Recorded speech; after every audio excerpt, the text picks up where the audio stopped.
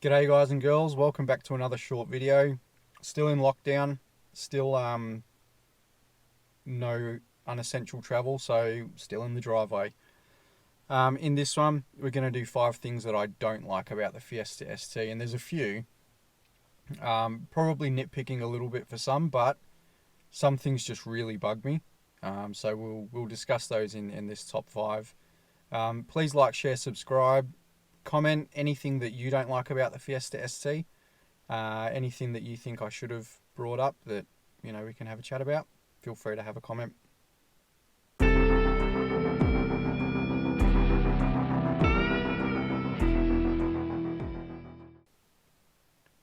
So number 5 for me that I'd like to talk about is the actual noise from the engine.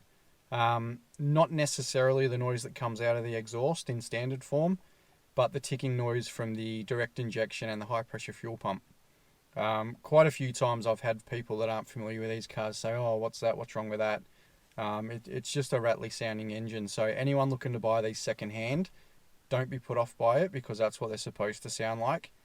It's just a bit shit. Um, I'm used to inline sixes, so I had an RB25 in my old Skyline. I had a 4 litre Barrett engine in my XR6 Turbo, and they were fairly quiet and really smooth running. So coming to this, it's been a bit of an eye opener that there's things out there that sound like a diesel, but it's not a diesel.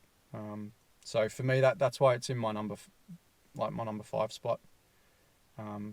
Just don't like it.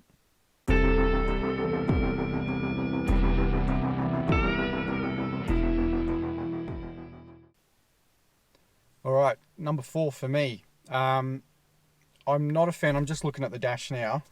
Just not a fan of all the mismatched plastics. So we've got like a textured plastic, which is your main dash. The dash closest to the steering wheel is the same as what's on the doors. Closest to the windscreen is the same as what's on the doors. So then it clashes with the soft plastic in between. You've got like a smooth matte black plastic around your sink and around your gear shift stick and your climate control. And then you've got piano black plastic for your stereo. I think it'd look nicer if it was all just one or two.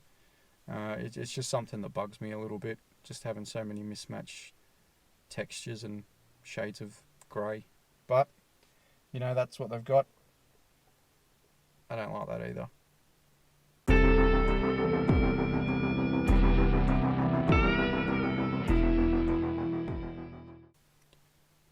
So we're at number 3. For me, it's something that really annoys me because it's something that you use every day, and it's something that is pretty random in how it works, and that's the sync system. So these Fiestas in Australia came with Sync 1, the first version of it, and forever having issues connecting your phone. Sometimes you just have issues using the radio. Sometimes it's just not a very good system. Even when you're trying to make phone calls, sometimes it doesn't recognize what you're saying. I just think it's really outdated. And for the Fiesta ST, I mean, I know they were trying to keep the cost down, but it's something that as a driver and even your passengers use all the time. And it's just really clunky. Don't like it.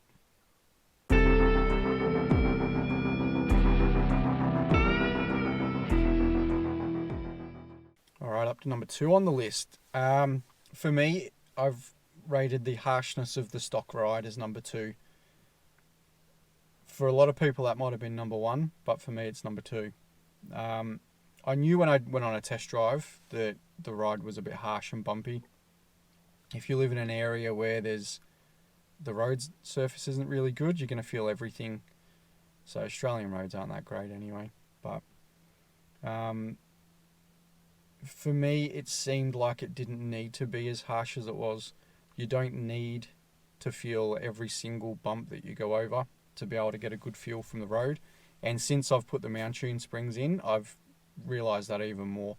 You still get a good feel of the road, but it's just from 60 kilometres and under, the Mk7 springs have really improved the comfortability of the ride, and even for passengers as well. So I found the ride was quite tiring.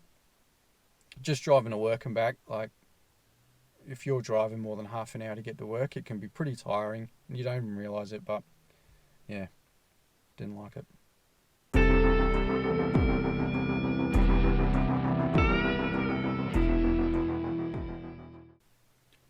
So if it's not the harshness of the ride that's number one, what is?